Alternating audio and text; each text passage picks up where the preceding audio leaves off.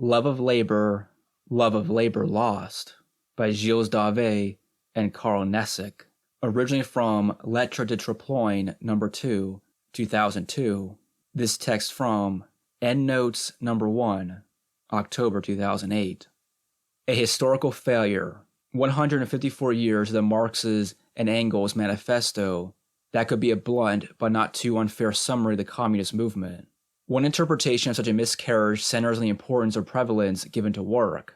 From the 1960s onwards, a more and more visible resistance to work, sometimes to the point of open rebellion, has led quite a few revolutionaries to revisit the past from the point of view of the acceptance or rejection of work. Former social movements are said to have failed because the laborers tried to have labor rule society, i.e., tried to liberate themselves by using the very medium of their enslavement, work. In contrast, true emancipation would be based on the refusal of work, seen as the only effective subversion of bourgeois and bureaucratic domination alike.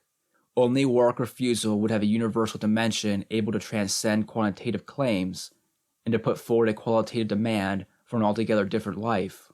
The Situationists were among the most articulate proponents of this view: never work. Later, in Italy particularly, a number of formal and informal groups, often called autonomous, attempted to develop and systematize spontaneous anti-work activities. The refusal of work has become the underlying theme of many a theory on past and present struggles. Defeats are explained by the acceptance of work, partial successes by active shop floor insubordination, and a revolution to come is equated with a complete rejection of work. According to this analysis, in the past, workers shared the cause of production. Now they can free themselves of the delusion of work, because capitalism is depriving it of interest or human content, while making hundreds of millions of people jobless. In Germany, Crisis recently gave an excellent illustration of the transformation of the anti-work stand into the philosopher's stone of revolution. But since the 70s, mainly in France, the role of work has been reinterpreted in a different light. Up to now, the laboring classes have only tried to assert themselves as a class of labor and to socialize work, not to do away with it, because up to now, capitalist development prevented communist prospects from emerging. Whatever the proletarians or radical minorities may have thought, they were fighting for a capitalism without capitalists, for a worker-led capitalism. A real critique of work was impossible in the 60s and 70s, and the 1968 period is analyzed as the last possible effort of labor to pose itself as a dominant pole within the capital wage labor couple. Now things are completely different, because a restructured capital no longer leaves any scope for the workers' capitalism. Theory communiste has been the main exponent of this perspective. We're not lumping together people as different from each other as the SI in Theory communiste. We're only dealing with one important point they have in common: the belief that asserting the importance of labor was a major obstacle to revolution, and that this obstacle has been removed more by capitalist development than by the proletarians themselves. It seems to us that these views are false in regard to the facts, and even more so in regard to the method, the attitude in relation to the world to be transformed. However, their defenders clearly uphold revolution as communisation, destruction of the state, and abolition of classes. So this essay will be less of a refutation than an attempt to think twice about work. Before 1914. A profusion of data shows that for centuries, the workers used their professional ability and dignity as justifications for what they regarded as their due. They acted as if their right to a fair wage and to fair prices in the moral economy described by E.P. Thompson derived from their toil and competence. But if they claimed and rebelled in the name of work, were they fighting for a world where they would take their master's place? Answering the question implies distinguishing between workers' practice and workers' ideology. Old-time social movements are depicted as endeavors to achieve a utopia where labor would be king. This certainly was one of their dimensions, but not the only one, nor the one that gave coherence to all the others. Otherwise, how do we account for the frequent demand to work less? In 1539, in Lyon, printing workers went on a 4-month strike for shorter hours and longer public holidays. In the 18th century, French papermakers used to take illegal holidays. Marx mentions how English bourgeois were shocked by workers who chose to work and earn less by only coming to the factory 4 days a week instead of 6. To live as a worker or die as a fighter, the famous Lyon silk workers' motto of the 1830s, of course, signifies a claim for work, but less for work is a positive reality than is a means of resisting deteriorating pay. The 1834 silk workers' insurrection was not prompted by machines that would have deprived them of their jobs. The machines were already there. The workers actually fought the power of the merchants who allocated work at their own discretion and paid very little. When the silk worker spoke highly of the quality of his silk, he was not talking like a medieval master craftsman. His life was a subject matter. In June 1848, it is true that the closure of the national workshops by the government led to the Paris insurrection. But these workshops were no social model, only a means to keep the jobless busy. The actual work done was socially unprofitable and of no interest to the recipients. The insurgents rose to survive, not to defend a guaranteed nationalized or socialized form of work that they would have regarded as an embryo of socialism. At the time, many strikes and riots took place against mechanization. They expressed resistance of craftsmen anxious to save the real and imagined rich human content of their skills. But equally, they tried to curb further exploitation. When Rouen textile workers managed to prevent more efficient machinery being installed, they were not fighting for a trade. They were putting off a temporary stop to worsening living conditions.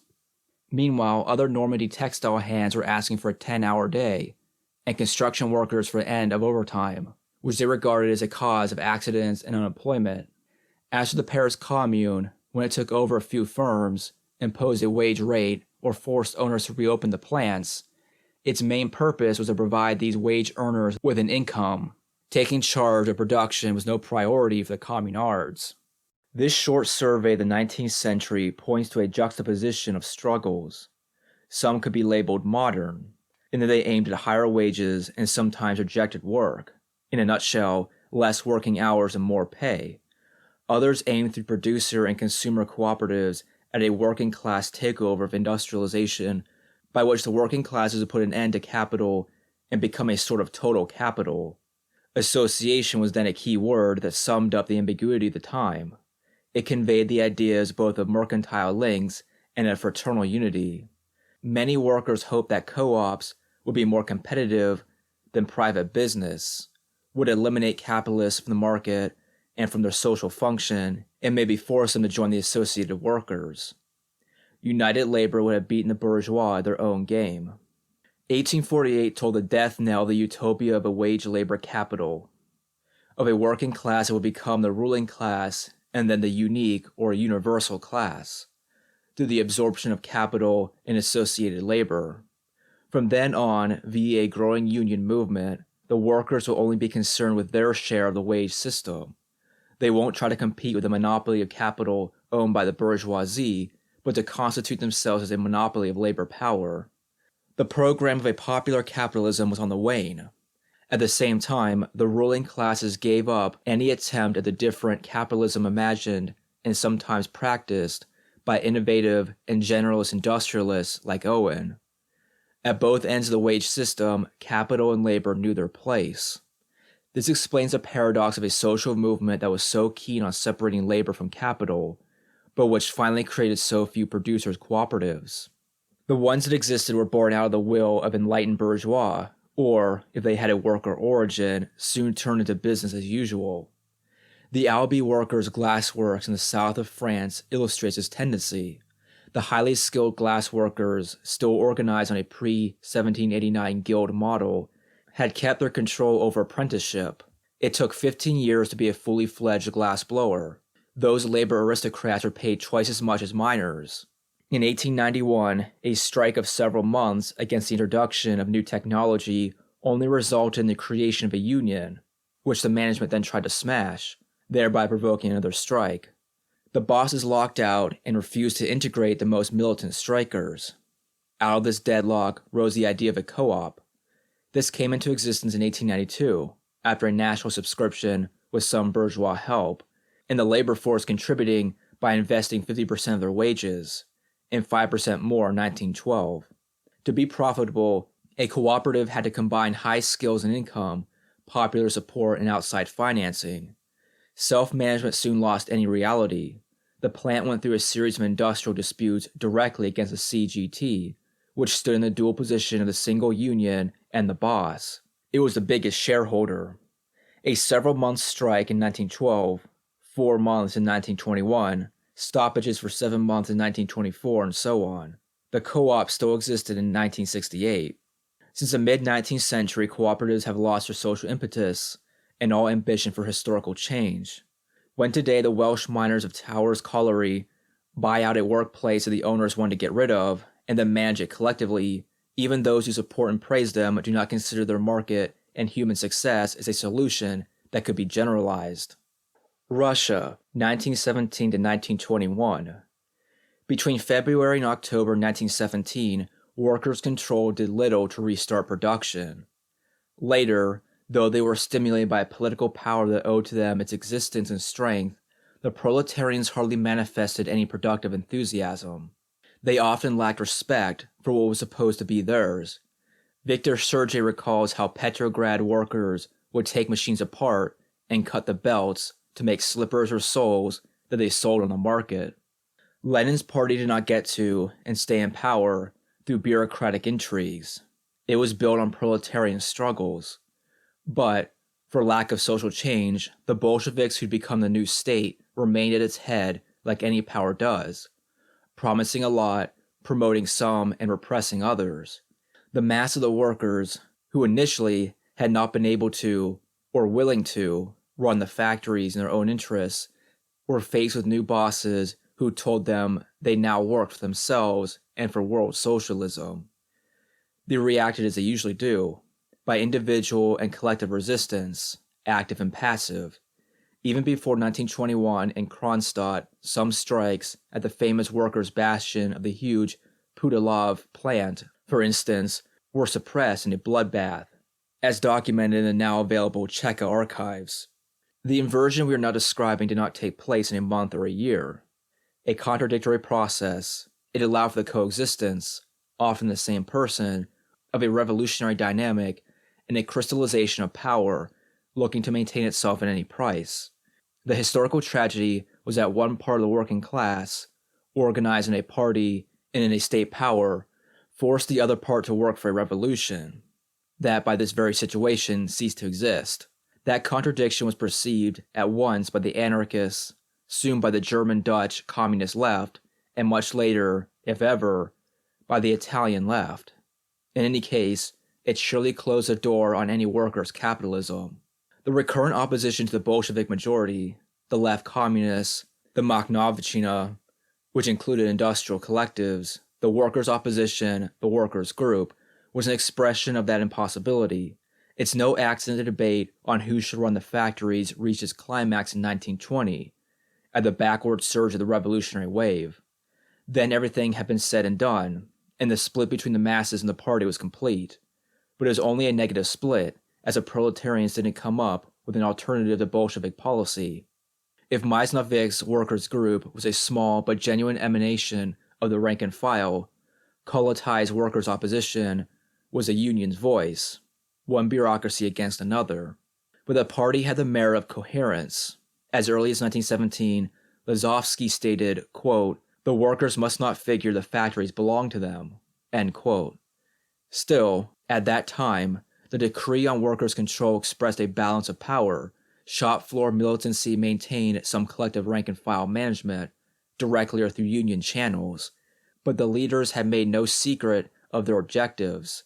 Trotsky's terrorism and communism defined man as a lazy animal that must be forced to work. For the Bolsheviks, workers' control only served to curb bourgeois power, help wage earners to discipline themselves, and teach management to a handful of future executives. The opposition's platforms, even the radical ones, might appear as an attempt to assert the value of work and socialize it. But after 1920, with a world balance of power that was unfavorable to wage labor, such an attempt was even less feasible. Those proletarian expropriations and reorganizations of production that took place were emergency measures. It would have been impossible to turn these partial, spontaneous efforts into something systematic, and the proletarians did not bother to. Labor kept away from the programs that wished to make it, and not the Bolshevik Party, the real ruler. In 1921, the toiling masses stood outside such a debate. The workers' opposition's proposals, like those of Lenin's and Trotsky's, dealt with the best way to put people to work in a society the workers had lost control of. The Russian proletarians weren't keen to discuss the ways and means of their own exploitation. The debate that ensued did not oppose socialization of labor unbound to labor under constraint. It was about a rearrangement of power at the top. The Russian revolutionary crisis shows that as long as capital reigns, labor can't be liberated and must be imposed upon the wage earners, and that its persistence in one form or another is an unmistakable sign of a failed revolution. In 1917 to 1921, the alternative was between abolishing wage labor or perpetuating exploitation, with no possible third option. Russia was to experience the charms of material incentives, elite workers, hard and forced labor camps, and communist Sundays. But let's not turn history upside down. The Russian proles did not fail because of a misguided belief in the myth of a liberation through work. It's their failure that gave a free rein to an unprecedented glorification of work. Who truly believed in a communist Sunday, except those who could expect some symbolic or material reward out of it? Stakhanovism was to be the ultimate argument in that debate, and caused quite a few reactions, including the murder of some elite workers by their mates. As for Alexei Stakhanov, he died more addicted to vodka than to coal. Italy, 1920. Reading Gramsci and the Ordine Nouveau on the Italian workers that took over the factories in 1920 is like going through the impressive yet contradictory saga of a movement that was both formidable and tame. Violent means, including the use of guns to guard the plants, mixed with a definite moderation in the actual demands. The fiat proletarians described thus: intelligent, human, proud of his professional dignity, he doesn't bow before the boss.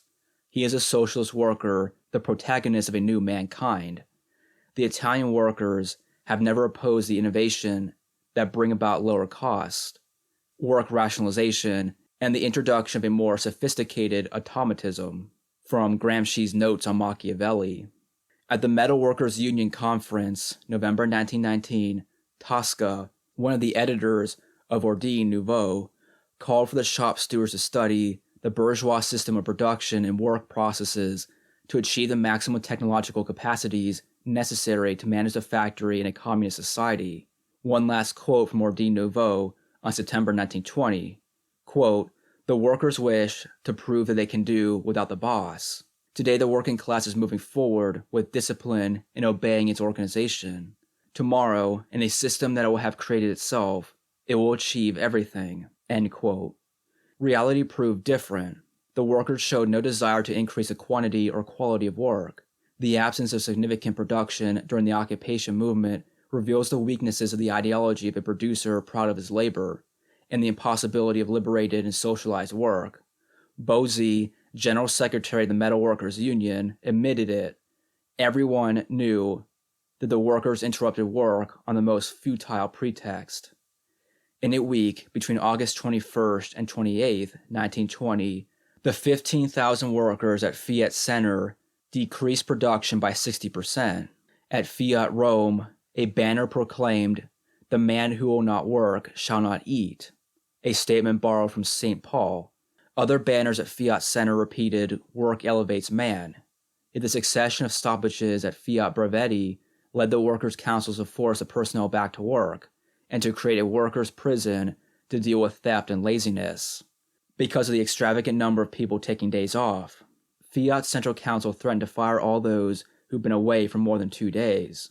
Caught up between the desire of union and party activists to reorganize work in a socialist manner and their own reluctance to work, the workers had not hesitated long.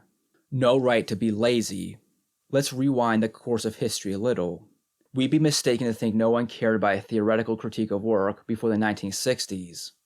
In the 1840s, Marx and others, Stirner for example, defined communism as the abolition of classes, of the state, and of work. Later, in his Right to be Lazy, 1880, Lafargue was thinking ahead of his time when he attacked the 1848 right to work. Work degrades, he says, and industrial civilization is inferior to so-called primitive societies.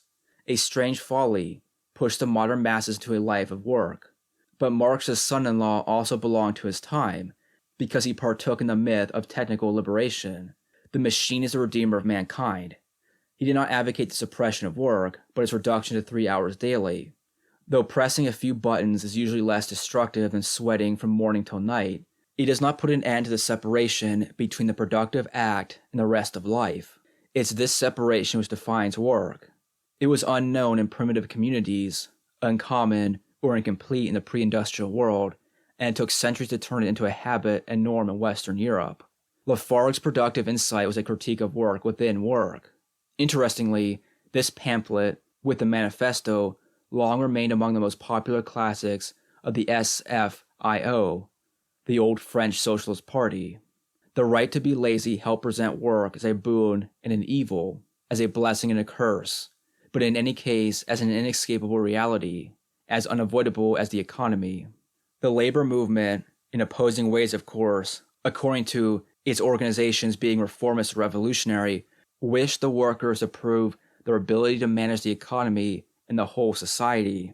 But there's a discrepancy between these sets of ideas and the behavior of wage earners who did their best to get away from the implacable imposition of work. Point 8 of the KAPD program. That phrase isn't trivial.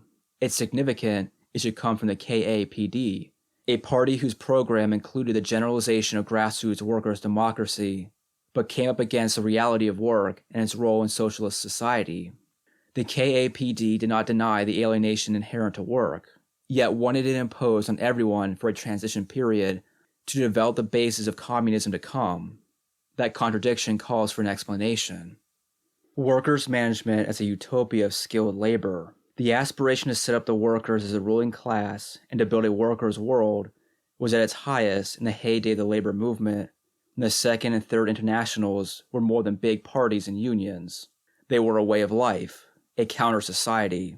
That aspiration was carried by Marxism as well as by anarchism, particularly in its revolutionary syndicalist form. It coincided with the growth of large-scale industry, as opposed to manufacture earlier and scientific management later. Let the miners run the mine, the workers run the factory. This only makes sense when the people involved can identify with what they do, and when they collectively produce what they are. Although railway men do not manufacture train engines, they are entitled to say, "We run the railway lines. We are the railway system." This was not the case of the craftsmen pushed together in the manufacture. They could dream of an industrialization that would turn its back on the big factory and return to the small workshop, and to a private independent property freed of money fetters. For example, thanks to free credit a la Proudhon or Louis Blanc's People's Bank. In contrast, for the skilled electricity or metal worker, for the miner, railwayman, or docker, there is no going back. His golden age was not to be found in the past, but in a future based on giant factories without bosses. His experience in a relatively autonomous work team made it logical for him to think he could collectively manage a factory, and on the same model, the whole society, which was conceived of as an interconnection of firms that had to be democratically reunified to do away with bourgeois anarchy. The workers performed tasks that the boss merely organizes, so the boss could be dispensed with. Workers, or industrial democracy, was an extension of community, both myth and reality, that existed in the union meeting, in the strike, in the workers' district, in the pub or cafe, in a specific language, and in a powerful network of institutions that shaped working class life from the aftermath of the Paris Commune to the 1950s or 60s. This was no longer the case for the industrial or service sector or unskilled worker. One cannot envisage managing a labor process that has been as fragmented inside the plant as between geographically separated production units. When a car or a toothbrush comprises components from 2 or 3 continents, no collective worker is able to regard it as his own. Totality is split. Work loses its unity. Workers are no longer unified by the content of tasks, nor by the globalism of production. One can only wish to self-manage what one masters. Taylorized workers, like those in the US in the 1930s, did not form councils. The collective organ of struggle was not at the same time a potential collective management organ. The Strike and Occupation Committee was only an aggregate instrument of solidarity and provide the leadership of that specific movement. It was not a body that would represent or incarnate labor for other tasks, particularly the running of the firm. The Taylorized workplace leaves little room for managerial aspirations. It's interesting to observe that after 1945, workers' councils reemerged in state capitalist countries that remained mainly in the large-scale mechanized industrial stage. They were hardly penetrated by scientific management. East Germany 1953, Poland 1955 and 1971, Hungary 1956, Czechoslovakia 1968. The future world must be a workers' world, as a Chinese communist put it around 1920. This was the dreamland of skilled labor. However, after 1914 to 1918, even where in Europe the movement was at its most radical, in Germany, where a sizable minority attacked unions and parliamentary democracy, and where groups like the KAPD would implement a workers' program, there were hardly any attempts to take over production in order to manage it.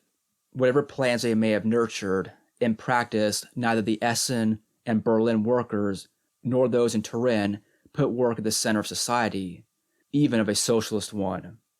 Factories were used as strongholds in which the proletarians would entrench themselves, not as levers of social reorganization. Even in Italy, the plant was not a bastion to be defended at all costs. Many Turin workers would occupy their workplace in the daytime, leave at night, and come back in the morning. Such behavior will reoccur in Italy's hot autumn, 1969. This is no sign of extreme radicality. Those proletarians abstained from changing the world as much as from promoting work, and only snatched from capital what they could get. That unformulated refusal of work contrasted with thousands of pro-work posters and speeches. It just showed that these proletarians weren't totally caught in the framework where they've been trapped, and where they trapped themselves. France, June 1936. Much has been written about the transformation of factories into closed-in workers' fortresses, but the June 1936 sit-downs never aimed to restart production.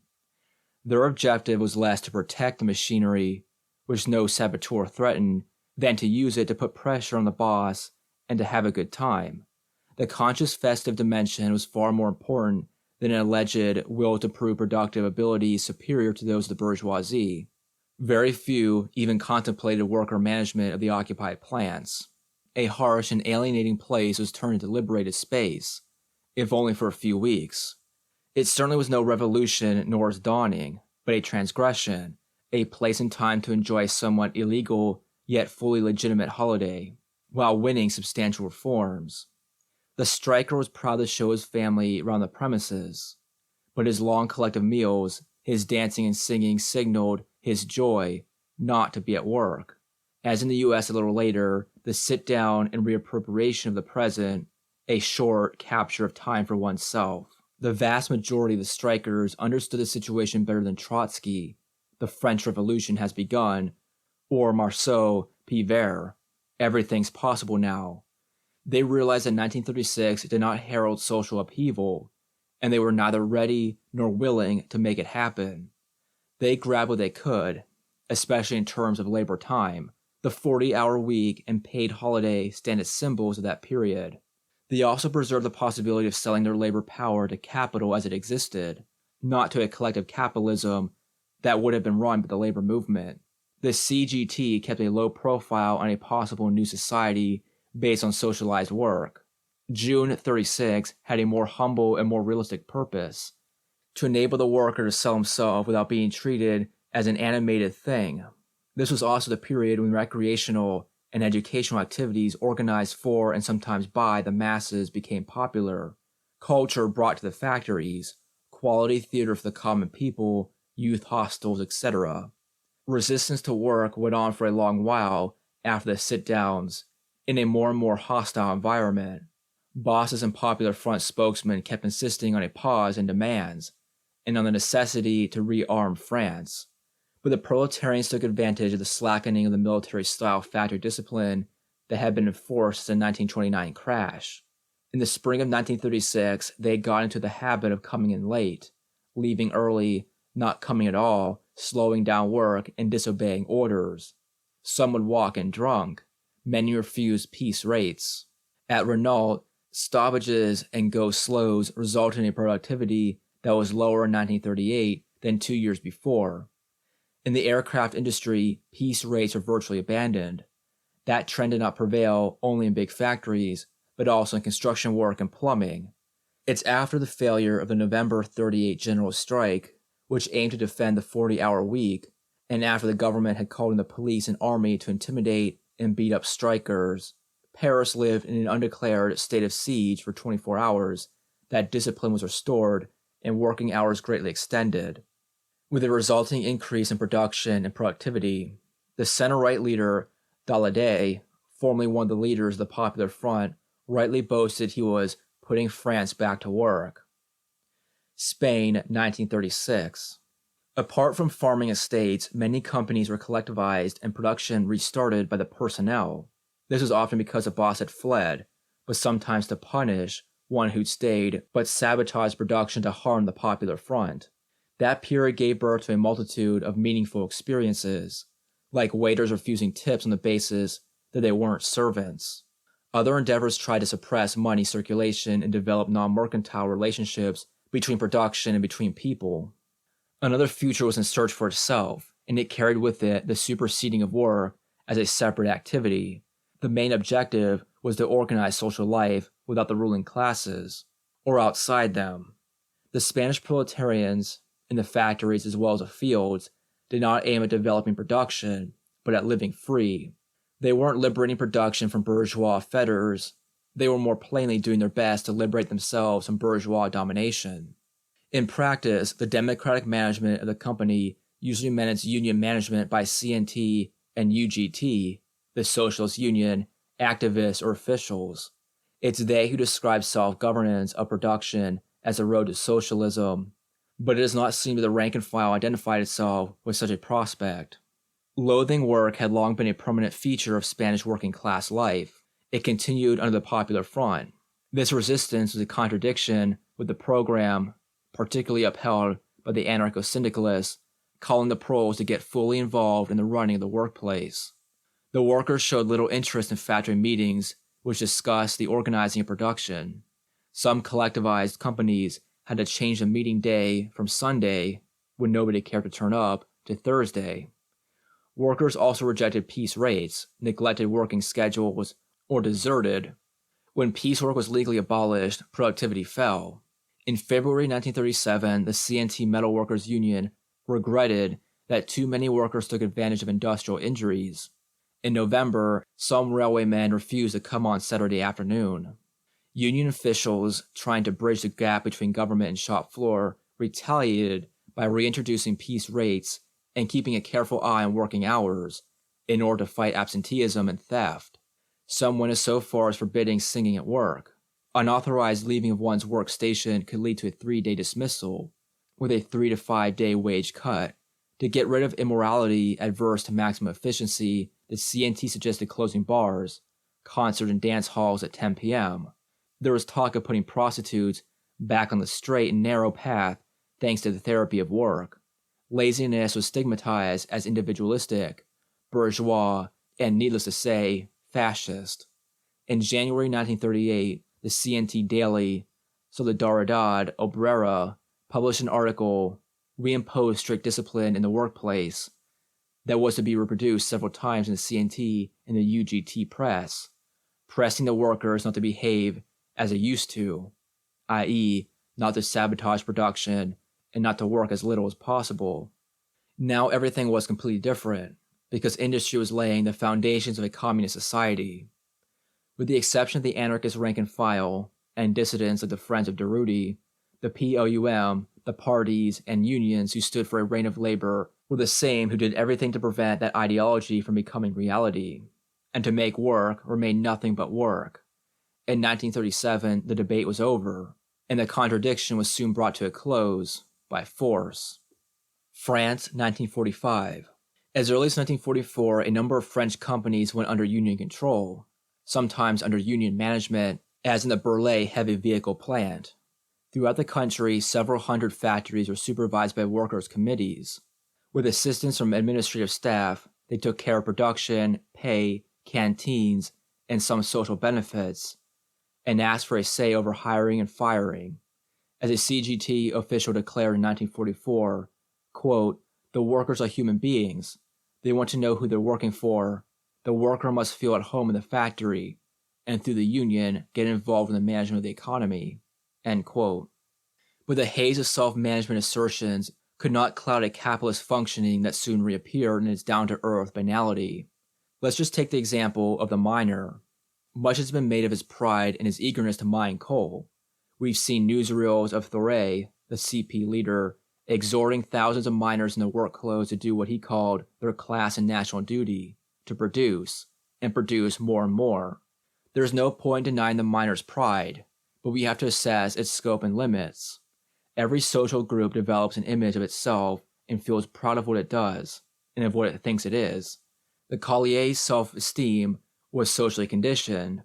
The official miner status, which dates back to that period, granted quite a few advantages, like free medical care and heating, but also put the mining areas under a paternalistic supervision. The CGT controlled labor and daily life. Being regarded as a loafer was close to being treated as a saboteur, or even as a pro-Nazi. It was up to the foreman to decide how much coal was to be mined. Piecework ruled. To put it mildly, what productive eagerness there was lacked spontaneity.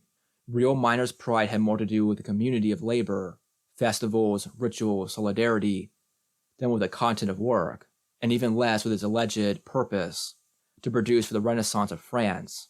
In the 30s and 40s, the diary of a radical miner like Constant Malva never mentions the beauty or the greatness of his craft. To him, work was work and nothing else. Productivist practices and speeches also filled a gap. Everyone, including the common man, claimed to be a patriot and accused the bourgeoisie as a whole of collaboration with the Germans. Coal was also the prime energy source, and a precious one in a devastated economy. Let's add a direct political cause to this near fusion between patriotism and productivism. It helped people forget the support given to the Hitler-Stalin pact by the French CP. Its denunciation of the war in 1939 to 1941 as imperialist, and its late involvement in the anti-German resistance. Putting the proletarians back to work meant reintegrating them into the national community and punishing those bosses who'd been overtly collaborationist. This is why Renault was nationalized in 1945. Branding the bourgeoisie as anti-labor and un-French was one and the same thing, and it went along with self-managerial appearances.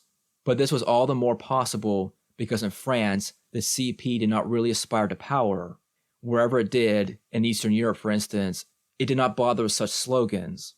In fact, the average French, or Italian, or American, Stalinist, was convinced that socialist countries did their best for welfare of the masses, but certainly not that the Russian or Polish workers ran the factories.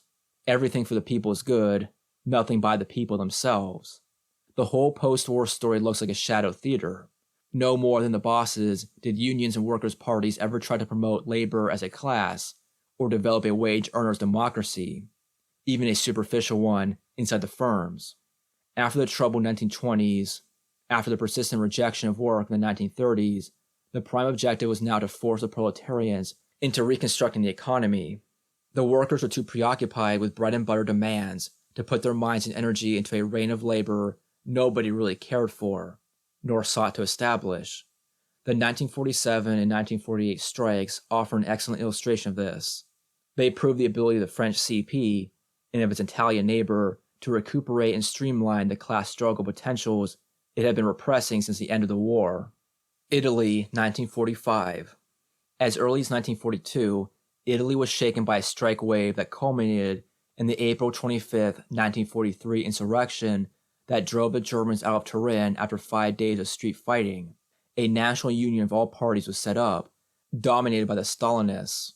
At Via Mirafiori, 7,000 workers out of 17,000 belonged to the CP. Economic recovery was given top priority.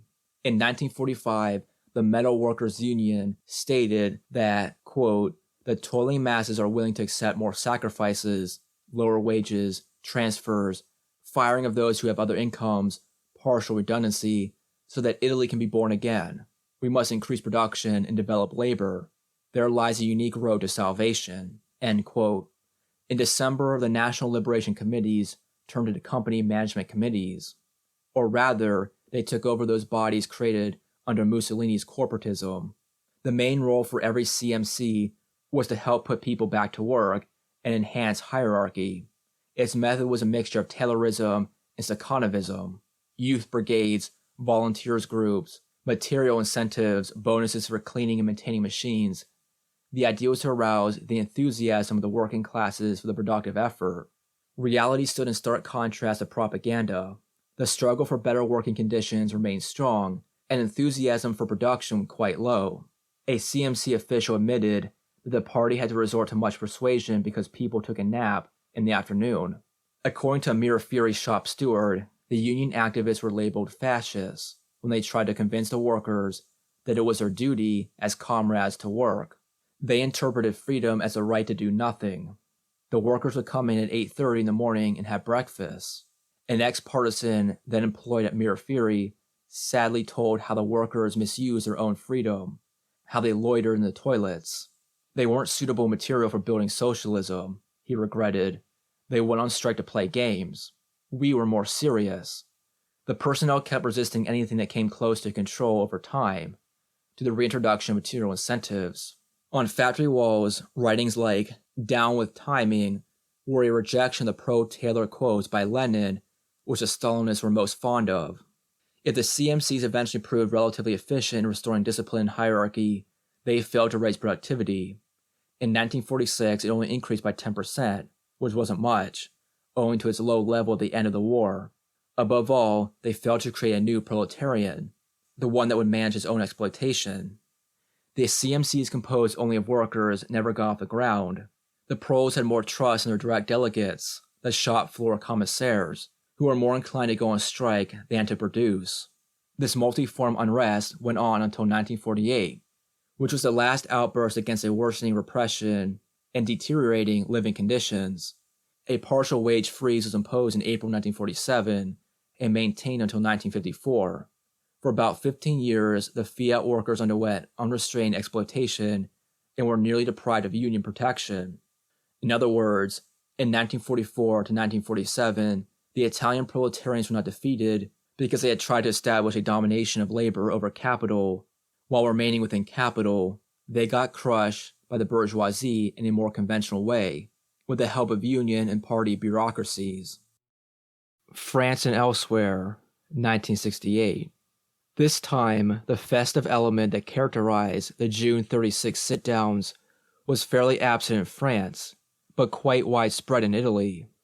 In many French factories dominated by the CGT, the place was practically locked up, for fear restless workers and outsiders would upset the orderly running of the strike with the union. 68 was in many respects harsher than 36, as a small but determined proletarian minority challenged the hegemony of the Stalinists over the industrial workers. The festive dimension moved from the factory to the street, which indicated that demands were breaking the workplace barrier, and that the heart of the matter was encompassing the whole of daily life. In France, the most radical wage earners would often leave the factory. There was no Chinese wall between workers and students, a lot of whom were not students at all. Many workers, often young ones, would share their time between their workmates inside the factory and discussion and sometimes action groups outside, where they met with minority workers from other factories. Moreover, during the Italian hot autumn of '69, it was quite common for workers to occupy the premises in the daytime, leave at night, and be back the following morning, even after they'd been violently fighting the police and company guards to occupy the plant. They felt that the essential was not happening just within the confines of the workplace. As passive reaction, absenteeism, turned active, collective sabotage, permanent meeting and wild partying on the assembly line, etc., it burst outside the factory walls. The aftermath of '68 brought forth an experience that set itself up, and that many people accepted as exemplary, but which remained on the fringe of the movement. In 1973, LIP, a watchmaker company that went bankrupt, was taken over by the personnel and became a symbol of self-managed capitalism. But its principles, we produce, we sell, we pay ourselves, were little more than an ingenious yet desperate attempt to avoid unemployment and to continue to get income. LIP's wage earners self-managed distribution more than production. They sold a lot of watches and manufactured few, until they had to close down. In the mid-1970s, radicals were perfectly justified to analyze the LIP adventure as an experiment in self-exploitation, but quite wrong to interpret it as a feasible form of counter-revolution. Clearly, this was neither a viable option for the capitalists nor a popular one among the workers. Similar attempts, with a partial restarting of manufacturing and some selling of stock, were to follow, particularly in the engineering industry. However, these are more a way to react to a programmed closure than a blueprint for the future. Whatever theories may have been elaborated by leftists, these self-managed embryos were grounded on nothing solid, nothing able to mobilize the workers. Such practices appear at the crossroads of an endemic critique of work that led to nothing else, in the beginning of a capitalist restructuring about to dispose of excess labor. Portugal, 1974. The revolution of the Carnations set in motion factory sit-ins and self-management practices. These occurred generally in small or medium-sized firms, mostly in poor industries, employing simple technology and unskilled labor, such as textiles, furniture making, and agro-industry. These occupations were usually in response to real or fraudulent bankruptcy or to a closure of the plant by the owner. Sometimes they got rid of a boss who had been too visibly supporting the Salazar regime. One of the objectives was to counter economic sabotage by the opponents of the revolution of the Carnations. It was also a means to impose specific demands, such as the reintegration of fired militant workers, to apply government decisions regarding wages and work conditions, or to prevent planned redundancies. This social surge, elan, never questioned the circulation of money, nor the existence and function of the state. Self-managers would turn to the state for capital, or more often than not, Stalinist-influenced agencies would logically reserve investment funds for their political friends or allies. They also asked the state to impose exchanges between self-managed firms and those that weren't. Wages were still being paid, often with a narrow wage differential, or none. Hierarchy was frequently dismantled, and the rank and file had a democratic say in most decisions. Still, the movement did not go beyond workers' control over production, wage scales, and hiring and firing. It was a kind of LIP extended to an entire, relatively poor, capitalist country.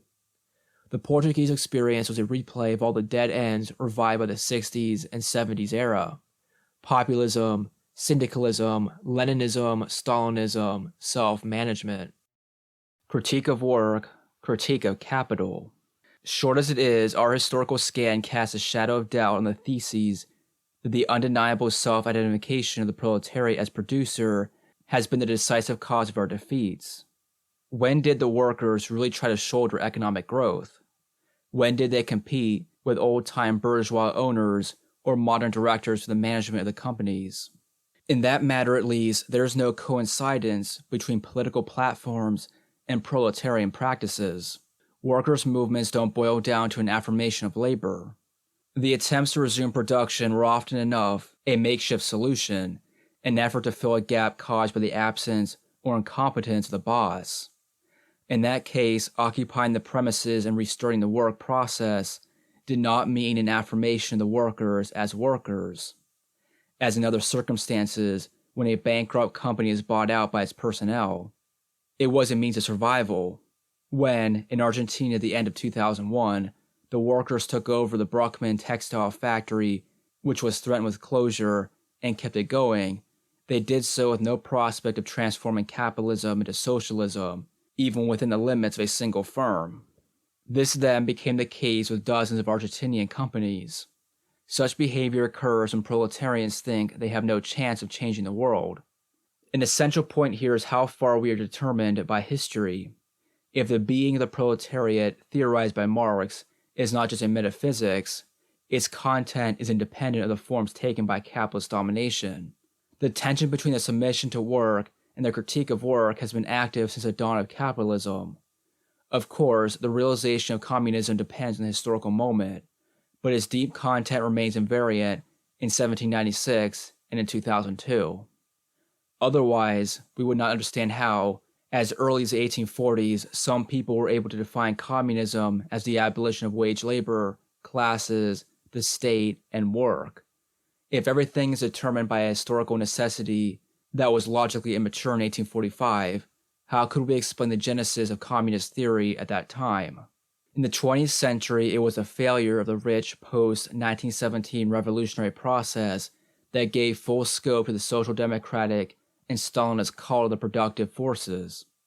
To afterwards interpret that process as a cause of the cult is tantamount to analyzing something from its contrary.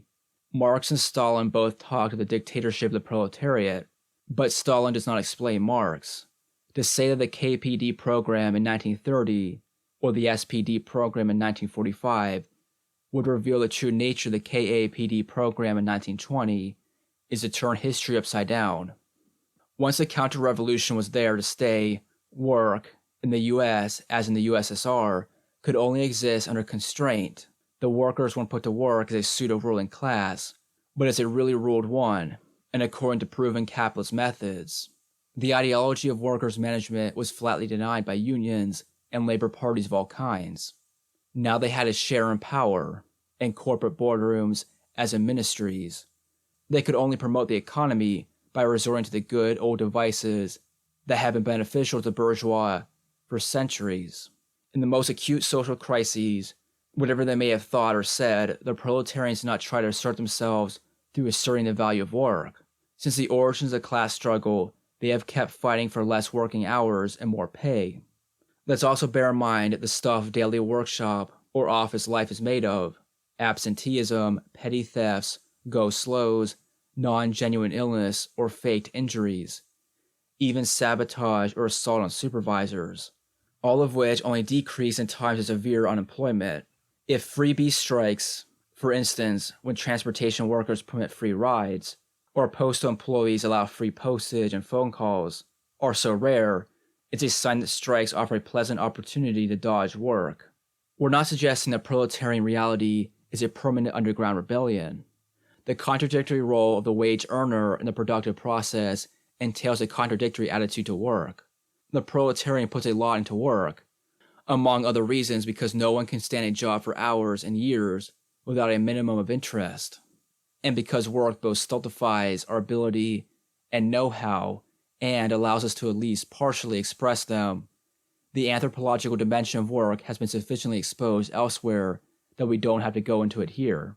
In periods of social turmoil, either the workers show a deep indifference to work, sometimes running away from it, or work is reimposed on them. During such periods, proletarians initiate a critique of their condition, because refusing work is a first move toward negating oneself as a proletarian. It's true, however, that so far they have not gone past that critique, or its early steps. There lies the problem. It's not the critique of work that's been lacking, like an essential dimension up to now neglected. How many men and women are happy to wear themselves out for the sake of churning out alarm clocks or pencils, or of processing files for the NHS. The worker is well aware that he stands as his enemy, and, as far as he can, he does his best to get away with it.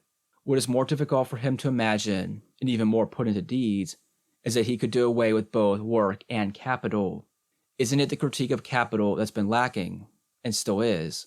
People are prone to lay the blame on the reign of money, and they also denounce the alienation of work. What is much less common is the understanding of the unity that binds the two, the critique of selling one's activity in exchange for an income, i.e. the critique of wage labor, of capital. The failure of the proletarian movement up to now is to be related to its own activity, not to a specific formatting by capital at specific historical moments. Formatting provides the conditions.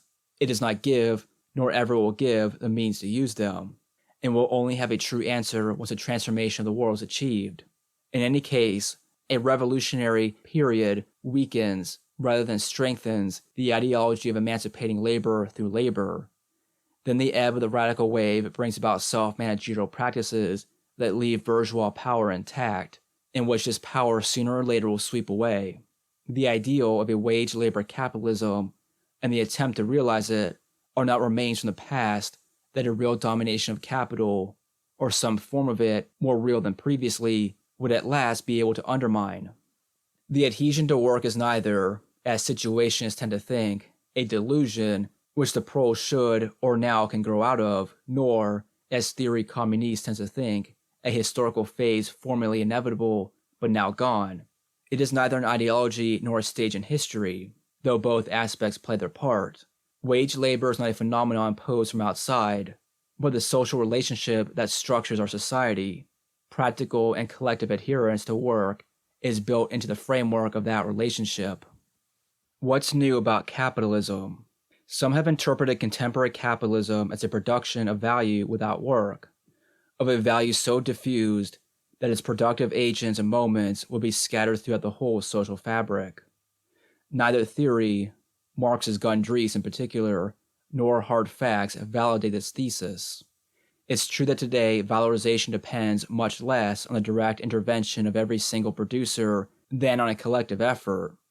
It is a lot more difficult to isolate each productive wage earner's contribution to value than in 1867.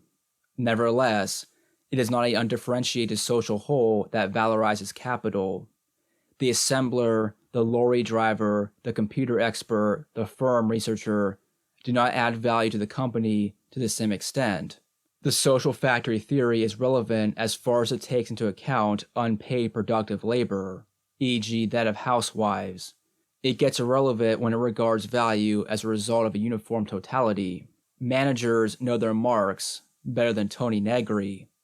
They keep tracing and measuring productive places and moments to try and rationalize them more and more. They even locate and develop profit centers within the company. Work is not diffuse. It is separated from the rest. If manual labor is evidently not the unique or main sources of value, if immaterial labor is on the increase, work remains vital to our societies. It is strange to speak of an end of work when temp agencies are among the largest employers in the US. In a country like France, though sociologists and statisticians tell us there are more office than factory workers, now reduced to 1/4 of the working population, the latter, 80% of whom are male, are often married to the former. As a consequence, 40% of kids are living in a household where one of their parents is a blue-collar worker, often employed in the service sector. Instead of walking through factory gates every morning, he is in charge of maintenance, drives a heavy vehicle, moves goods in a warehouse, etc. Half of French workers aren't industrial anymore. Still, thus defined, workers are the most numerous groups. Whether they're old-style factory operatives, service sector manual wage earners, tailorized clerks, cashiers, etc., underling wage earners compose over half of the French working population. It would be interesting to have the exact figures for a would-be city of the future like Los Angeles. These facts do not change anything in the validity or vanity of a communist perspective. Their only merit is precisely to show that nothing fundamental has changed since the 19th century. According to Marx's own figures in Capital Volume 1, there were more servants than industrial workers in mid-Victorian England. Should the theory of the proletariat be wrong, it was already so in 1867, and it isn't wrong in 2002, because there aren't enough workers left. Capitalism is the first universal exploitation system. Surplus labor is no longer extorted from someone who organizes and therefore controls his production to a large extent, as was the case of the peasant under Asiatic despotism, the serf pressurized by his lord and by the taxman, or the craftsman dominated by the merchant. These weren't exploited within their work. Part of the fruit of their labor was taken away from them from the outside, and after it had been produced. Buying and selling labor power introduces exploitation, not on the edge of human activity, but in its heart. But because of that very process, because a wage earner sells his labor power, he makes capital as much as he is made by it. He lives inside capital to a far higher degree than the peasant depended on his master and the craftsman on the merchant. Because he lives and resists and fights inside capital, he produces and shares its essentials, including consumption and democracy. Because selling his life force is necessary to him, he can only despise and reject his work, in reality and in his mind, by rejecting what makes him exist as a wage earner, i.e. by rejecting capital. In other words, if it's got to be more than everyday resistance, refusal of work is only possible through an acute social crisis. In pre-industrial times, the peasants' wars in the 15th and 16th centuries, the Taiping in 19th century China, and many others managed to build up self-sufficient liberated areas that sometimes survived for over 10 years. In the West Indies, black slaves could take to the hills and live on their own outside civilization. The industrial world leaves no such space for an alternative. If the 1919 Petrograd worker fled to the countryside, capitalism caught up to him within a few years. The Spanish collectivities of 1936 and 1938 never liberated large areas. More recently, Bolivian miners self-managed their villages with armed militia, radio station, co-ops, etc. But it stopped when the mines were closed down. Their social dynamism depended on the function that international capital gave them. Only peasant communities, and so much as they stood outside the world economy, could go on living on their own for a long while. Modern workers have been unable to set up any reorganized social life that would rival normal or purely capitalist capitalism for a durable length of time. No room for a third way anymore.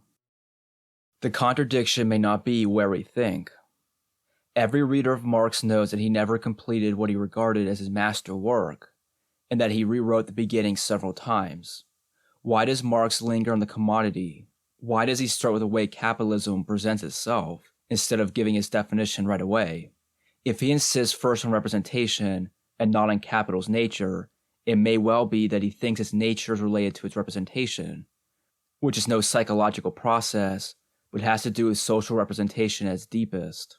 The author of Das Kapital keeps talking about a mystery, a secret to penetrate. Which one?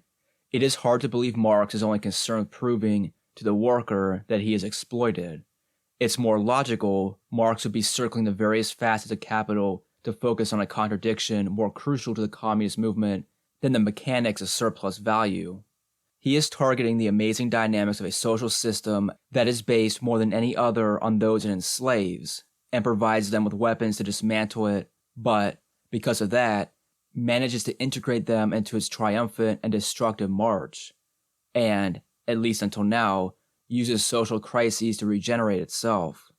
The contradiction of the proletariat is to be the bearer of a commodity that contains the possibility of all others, and can transform everything, while having to sell this commodity, and therefore to act and picture himself as a valorizer. The potential gravedigger of the system is the same one who feeds it. Only with commodity exchange do relationships between humans appear as relations between things. The 19th century worker tended to see in capital only the capitalist. The 21st century wage earner often perceives capital as just capital, and not his own activity that reproduces it. Fetishism still rules, albeit depersonalized, but it still veils the social relations producing capital. The denunciation of exploitation usually misses what economy is, the domination of everything and everyone by production for value. Actually, what's at stake from a communist point of view is not what capital hides, and what most proletarians have the intuition of, the extraction of surplus value. What's at stake is what capitalism imposes daily in real life and impresses in our minds. The economy as something obvious and inevitable, the necessity of exchanging commodities, of buying and selling labor, if we wish to avoid want, misery, and dictatorship. True, contemporary work does not socialize well because it tends to become a pure means of earning a living. Still, that socialization does not vanish. The emergence of radical reformism has to do with its persistence.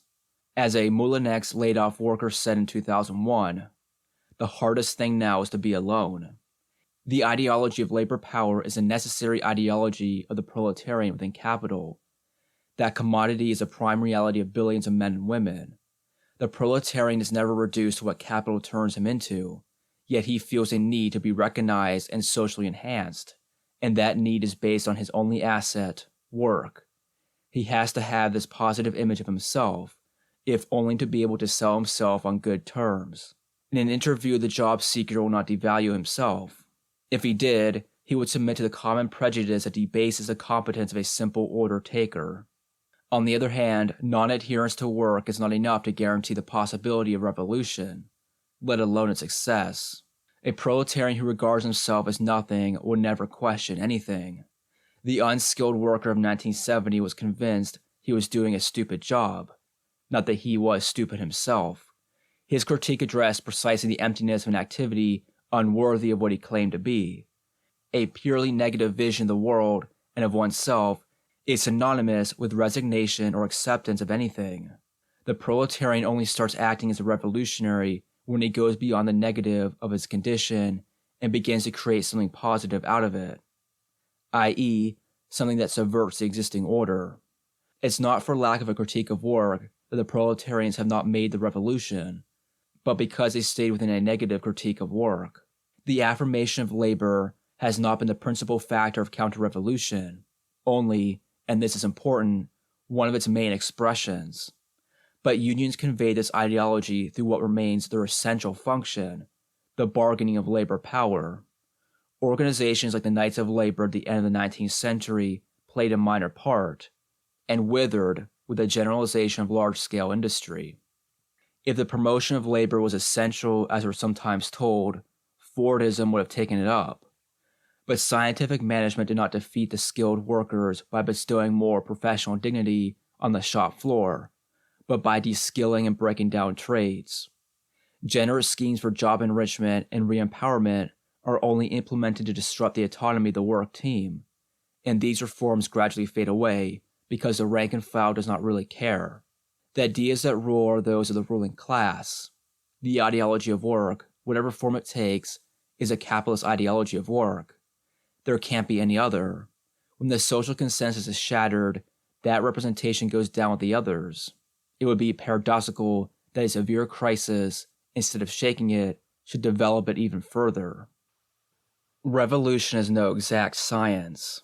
The first part of this essay was mainly historical. What follows could be called methodological. Our critique of determinism focuses on a general tendency among revolutionaries to treat capitalist civilization as if it were a one-way street to revolution. From the omnipresence of capital, one can conclude with the possibility, or even necessity, of revolution. One could also deduct, from it, the impossibility of a revolution. That type of reasoning may be repeated indefinitely, and still be used in 100 years if capitalism is still here. A theoretical model explains nothing but itself. Yesterday and tomorrow, as many reasons point to the continuity of capitalism as to its abolition.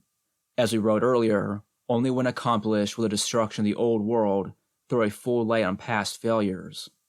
Some comrades postulate the coming of an ultimate stage when the inner working of the system won't just upset it, but destroy it. They believe that whatever has happened before that final stage has been necessary, because up till now, the workers have only been able to reform capitalism. Now there comes a threshold when reform becomes utterly pointless, a threshold that leaves no other option except revolution. Past radical proletarian activity has only contributed to bring about the historical moment that makes revolution possible, or necessary rather. Until then, the class struggle has provided the required sequence of phases preparing the final phase.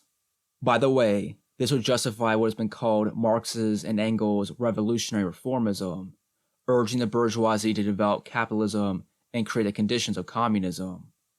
Among other things, Marx supported the German national bourgeoisie, praised Lincoln, sided with quite a few reformist parties and unions while relentlessly targeting anarchists.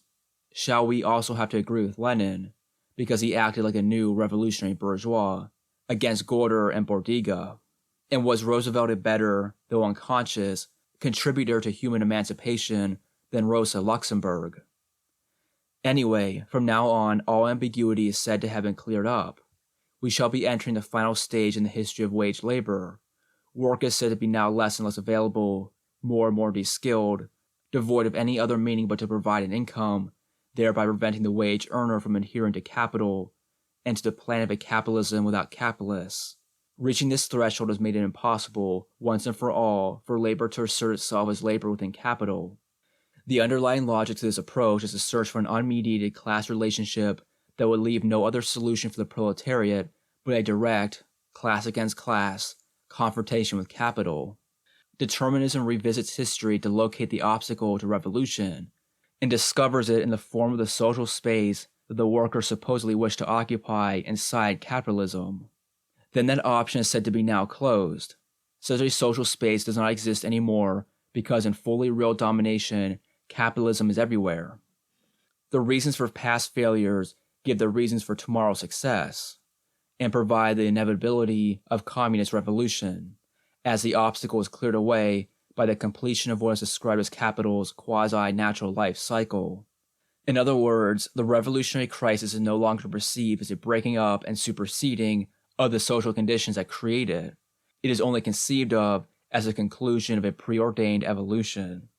The methodological flaw is to believe in a privileged vantage point that enables the observer to grasp the totality and the whole meaning of past, present, and near future of human history. In short, the causes of our previous shortcomings are not sought in the practical deeds of the proletarians. Instead of a labor power overcoming its condition and rising to its historic task of freeing itself from its chains, and thus freeing humanity, the dynamic element is no longer proletarian action, but the movement of capital. The mutual involvement of capital and labor is reduced to a one-way relation of cause and effect. History gets frozen. We would prefer to say that there is no other limit to the lifespan of capital than the conscious activity of the proletarians. Otherwise, no crisis, however deep it might be, will be enough to produce such a result. In any deep crisis, a crisis of the system, not just in it, could be the last if the proletarians took advantage of it. But there'll never be a day of reckoning, a final unmediated showdown, as if at long last the proletarians were directly facing capital and therefore attacking it. Quote, "The self-emancipation of the proletariat is a breakdown of capitalism," end quote, as Pontycook wrote in the last sentence of his essay on The Theory of the Breakdown of Capitalism, 1934. It is significant this should come as a conclusion of a discussion on capital cycles and reproduction models, Marx's, Luxemburg's, and Henrik Grossman's. The communist movement cannot be understood through models similar to those of the reproduction of capital, unless we regard communism as a logical, i.e. as inevitable as any previous crisis, step in the course of capital. If this were the case, the communist revolution would be as natural as the growing up and aging of living beings, the succession of seasons and the gravitation of planets, and just like them, scientifically predictable. 1789 might have happened 40 years later, or sooner, without a Robespierre and a Bonaparte, but a bourgeois revolution was bound to happen in France in the 18th or 19th century. Who could argue that communism is bound to happen? The communist revolution is not the ultimate stage of capitalism. Quote, "With the psychology of a trade unionist who will not stay off his work on May Day unless he is assured in advance of a definite amount of support in the event of his being victimized, neither revolution nor mass strike can be made. But in the storm of the revolutionary period, even the proletarians transformed from a provident pater familias demanding support into a revolutionary romanticist, for whom even the highest good, life itself, to say nothing of material well-being, possesses but little in comparison with the ideals of the struggle." End quote, from Rosa Luxemburg's The Mass Strike, the Political Party, and the Trade Unions. Finally, whoever believes that 1848, 1917, 1968 were compelled to end up as they ended up should be requested to prophesy the future, for once. No one had foreseen May 68. Those who explained that its failures were inevitable only knew this afterwards. Determinism would gain credibility if it gave us useful forecasts. Never ask theory for what it can't give.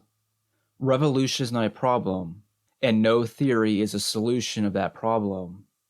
2 centuries of modern revolutionary movement demonstrate that communist theory does not anticipate the doings of the proletarians. History does not prove any direct causal link between a degree of capitalist development and specific proletarian behavior. It is improvable that at a given historical moment, the essential contradiction of a whole system would bear upon the reproduction of its fundamental classes, and therefore of the system itself. The error does not lie in the answer, but in the question. Looking for what would force the proletarian in this confrontation with capital to attack his own existence as a wage earner is tantamount to trying to solve in advance, and through theory, a problem which can only be solved, if it ever is, in practice. We cannot exclude the possibility of a new project of social reorganization similar to that which had workers' identity as its core. The rail worker of 2002 can't live like his predecessor of 1950. This is not enough for us to conclude that he would only be left with the alternative of resignation or revolution. When the proletariat seems absent from the scene, it is quite logical to wonder about its reality and its ability to change the world. Each counter-revolutionary period has a dual singularity of dragging along while never looking like the previous ones. That causes either a renunciation of critical activity or the rejection of a revolutionary subject, or its replacement by other solutions, or a theoretical elaboration supposed to account for past defeats in order to guarantee future success. This is asking for unobtainable certainties, which only serve to reassure. On the basis of historical experience, it seems more to the point to state that the proletariat remains the only subject of a revolution, otherwise there won't be any, that communist revolution is a possibility but not a certainty, and that nothing assures its coming and success but proletarian activity. The fundamental contradiction of our society, proletariat capital, is only potentially deadly to capitalism if the worker confronts his work, and therefore takes on not just a capitalist, but what capital makes of him, i.e., if he takes on what he does and is. It's no use hoping for a time when capital, like a worn-out mechanism, would find it impossible to function because of declining profits, market saturation, exclusion of too many proletarians from work, or the inability of the class structure to reproduce itself. A current subtext runs through much of revolutionary thinking. The more capitalism we have, the nearer we get to communism.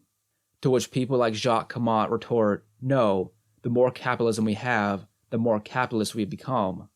At the risk of shocking some readers, we say that the evolution of capital does not take us closer to or farther from communism. From a communist point of view, nothing is positive in itself in the march of capital, as is shown by the fate of classism. The rise and fall of classism. In practice, classism was a forward drive of the working class as a class within capitalist society, where its organizations came to occupy as much social space as possible. Labor set up collective bodies that rivaled with those of the bourgeoisie and conquered positions inside the state. That took, and still takes, many forms: social democracy, CPs, the AFL-CIO, and also existed in South America and Asia and parts of Africa. In theory, classism is a vindication of class difference and opposition as an end in itself, as if class war was the same as the emancipation of the workers and of mankind. So it's based exactly on what has to be criticized, as classes are basic constituents of capitalist society. Whether it's peaceful or violent, the mere opposition of one class to the other leaves both facing each other. Naturally, any ruling class denies the existence of class antagonisms. Still, in the early 19th century, the first to emphasize class confrontation weren't socialists, but bourgeois historians of the French Revolution. What is revolutionary is not to uphold class struggle, but to affirm that such a struggle can end through a communist revolution. Nowadays, the decay of classism and the labor movement is visible and documented enough for us not to dwell upon it. Some revolutionaries have rejoiced over the demise of workers' identity and of the glorification of the working class as a class of labor, and they've interpreted the demise as the elimination of a major obstacle to revolution, which the labor institutions and that ideology no doubt were. But what has the critique of the world really gained by their withering away? We'd be tempted to say, not much, because of the rise of even softer practices and ideas. Just being freed of their workers' role and hopes didn't turn wage earners into radical proletarians. So far, the crisis of the working class and of classism has not favored subversion.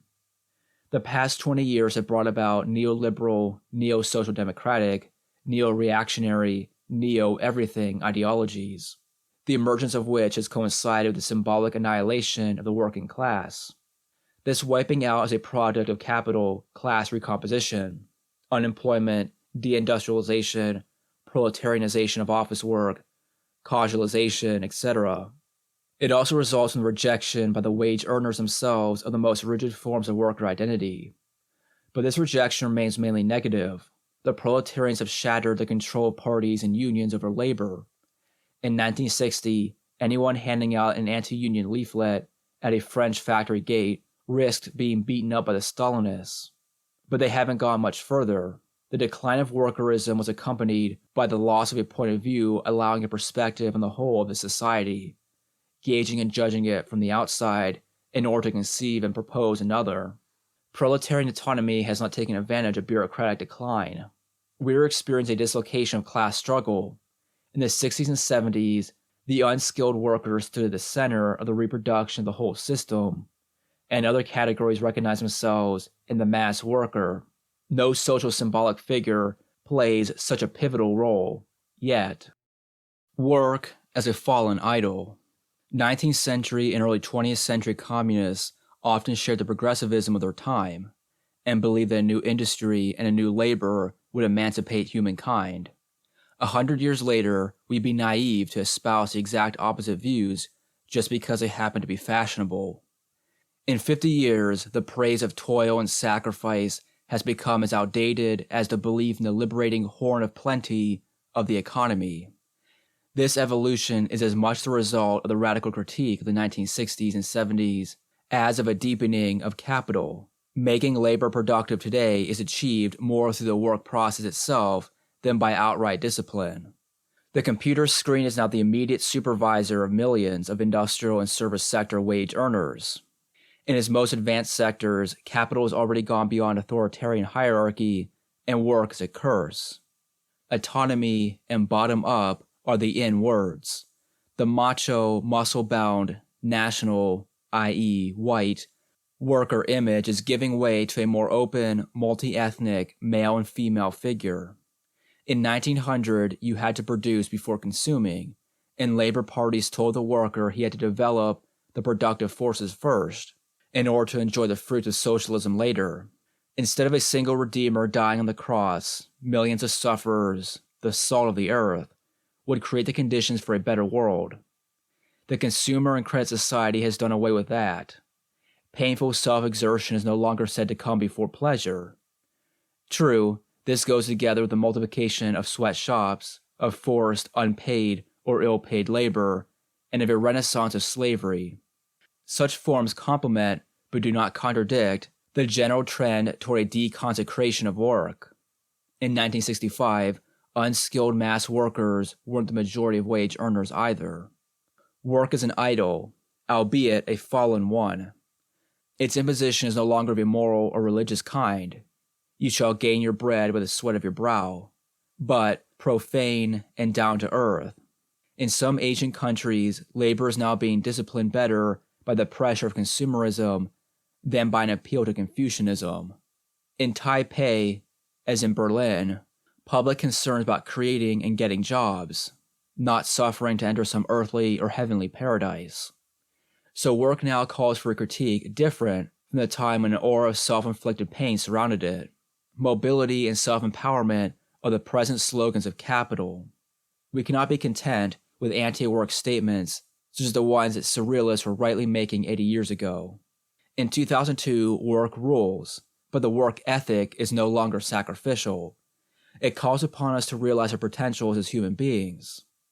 Nowadays, we don't work for a transcendent goal, our salvation, a sacred duty, progress, a better future, etc. The consecration of work was two-sided. Any object of worship is a taboo to be broken, but our age is one of a universal deconsecration. Transcendence is out. The pragmatic pursuit of happiness is today's motive. We are Americans. This, however, does not lead to a growing subterranean rejection of work. A de-Christianized society substitutes a desire to feel good for the fear of sin. Religion gives way to a body and health cult. The me generation is more concerned with keeping fit than saving souls. So work is no longer worshipped because it does not need to be. It's enough for it to simply be there. It's more an overwhelming reality than an ideology. Its pressure is more direct and open, close to what Marx described as the American attitude. Quote, total indifference to the specific content of work and easily moving from one job to another, end quote.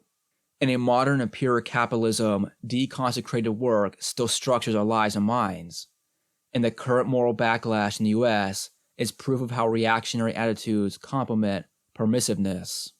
Not much revolutionary clarification has grown out of these changes, because not everything has the same value in capitalist evolution. The critical potential completely differs if it's the workers that attack worker identity and the worship of work, or if capital is sweeping them aside. For the last 30 years, as work identification was being disrupted, the possibility of an utterly different world has also vanished from individual and collective thinking. In the past, Stalinist and bureaucratic shackles did not prevent such a utopia, and minorities debated the content of communism. If a working class entangled in its identification with work did not make a revolution, nothing yet proves that the proletarians now liberated from it will act in a revolutionary way.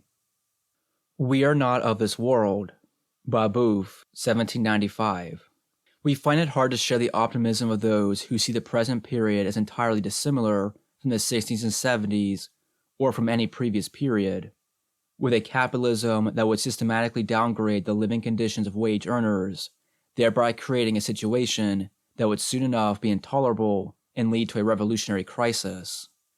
The limits of proletarian upsurges from Algeria to Argentina and the rise of radical reformism in Europe and the US rather suggest that it's reform, not revolution, that is becoming topical again. The eagerness to celebrate the twilight of worker identity has led some comrades to forget that this identity also expressed an understanding of the irreconcilable antagonism between labor and capital.